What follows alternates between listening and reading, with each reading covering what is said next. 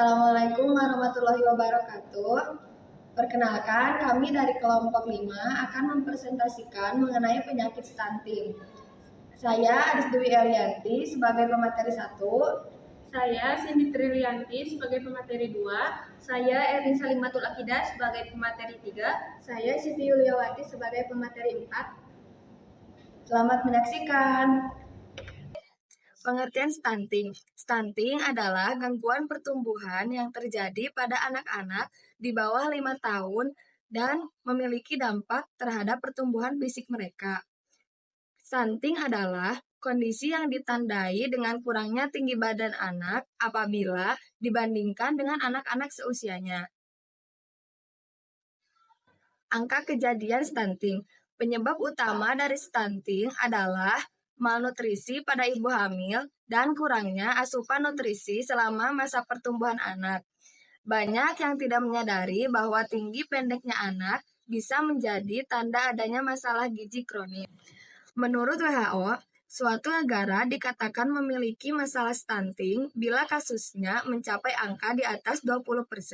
Sementara di Indonesia berdasarkan data Kemenkes pada tahun 2021, kasus balita stunting di Indonesia sebanyak 24,4%, sehingga termasuk dalam masalah yang perlu ditangani.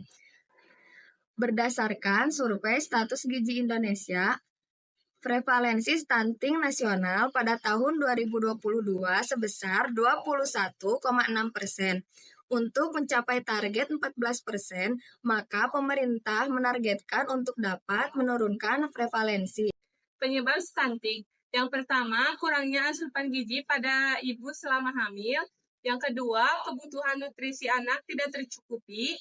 Yang ketiga, kurangnya pengetahuan ibu terhadap pentingnya memenuhi gizi sebelum hamil, saat hamil, dan setelah melahirkan. Penyebabnya adalah makanan yang ia konsumsi tidak memenuhi kebutuhan nutrisi sesuai usia si anak. Pada umumnya, stunting terjadi pada balita, khususnya usia 1-3 tahun. Pada rentan usia tersebut, ibu sudah melihat apakah si anak terkena stunting atau tidak.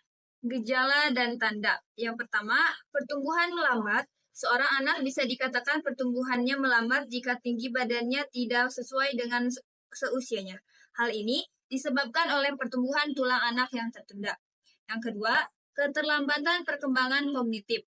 Anak-anak yang mengalami stunting beresiko memiliki gangguan perkembangan perilaku dan kemampuan kognitif yang lebih buruk di awal kehidupannya.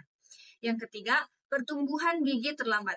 Pertumbuhan gigi terlambat juga dapat disebabkan oleh gangguan pada gusi atau tulang rahang.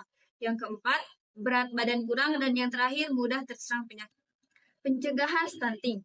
Yang pertama, pemeriksaan kehamilan secara rutin. Periode 1000 hari pertama kehidupan dimulai sejak awal kehamilan sampai anak berusia 2 tahun. Yang kedua, pantau pertumbuhan dan perkembangan si kecil dengan memantau pertumbuhan dan perkembangan anak secara rutin setiap bulan sekali. Yang ketiga, memberikan makanan yang bergizi seimbang. Anak akan mengalami stunting jika kekurangan nutrisi seperti protein hewani, protein nabati, dan zat besi pada asupan makanan. Yang keempat, menjaga kebersihan lingkungan. Stunting bisa terjadi karena faktor eksternal, salah satunya kebersihan lingkungannya. Yang terakhir, melengkapi jadwal imunisasi. Pemberian imunisasi mampu merangsang kekebalan tubuh agar anak terhindar dari berbagai penyakit. IDAI menyebutkan anak wajib mendapatkan vaksin secara rutin sesuai jadwal dari mulai lahir hingga usia 18 tahun. Kesimpulan, stunting adalah kondisi terhambatnya pertumbuhan pada anak akibat kekurangan gizi kronis. Biasanya terjadi pada masa awal kehidupan. Dampak dari stunting dapat berlangsung seumur hidup dan mempengaruhi perkembangan fisik, kognitif, dan sosial anak. Pencegahan stunting melibatkan asupan gizi yang menandai, perawatan, kesehatan yang baik, dan lingkungan yang mendukung pertumbuhan dan perkembangan anak.